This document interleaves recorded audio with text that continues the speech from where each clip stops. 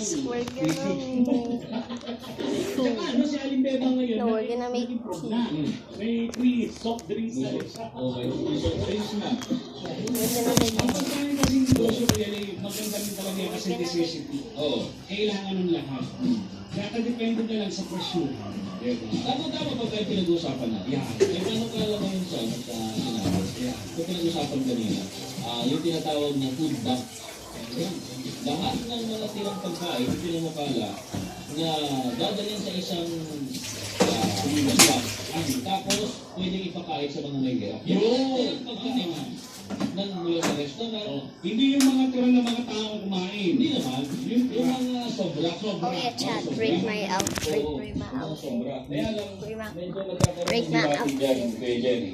Kasi yung iba, syempre, baka iba lang yung makinabang, hindi talaga mahirap. Chat, rate my outfit, rate my outfit. Pagalit sa hotel. Buto ko sasarap ka. Rate my outfit.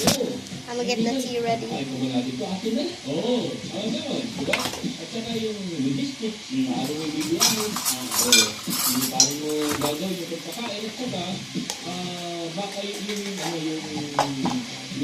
tawag dito, yung health risk. Diba? Diba? Kahit sabihin mo na, galing naman ko sa ganito eh. Fast food, galing naman ko sa restaurant, galing naman ko sa ganito hotel. Pero iba pa rin, may risk pa rin doon. Pero maganda rin yun, maganda rin yun. Kasi yung iba mga fast food area, kung hindi ako nagkakamali, marami din marami ako dito mga nasa fast food. Kapag daw may mga tira, itinatapo na lang, hindi po pwede yung uwi ng mga tira. Oo, bawal nila. Oo, kasi ano, mga sikat na fast food yun. Bawal, kasi ayaw na lang kasi may ibang empleyado. Oo, mga drawing. Ano naman kukunin mo iron? Ay, lapit na ito. Lapit na Kumain na.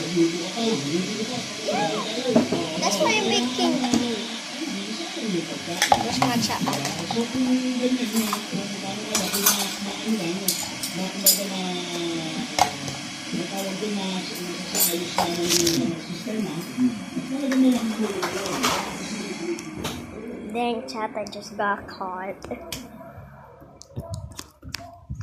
Just got caught making my tea. There's such thing as what?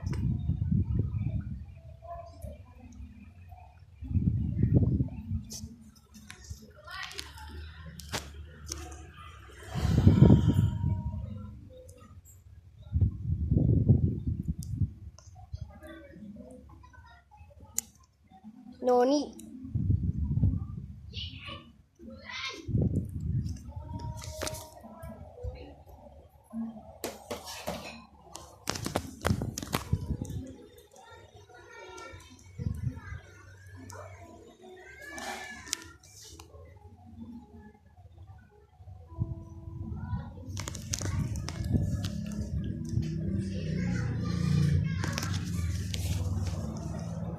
You're gonna cough.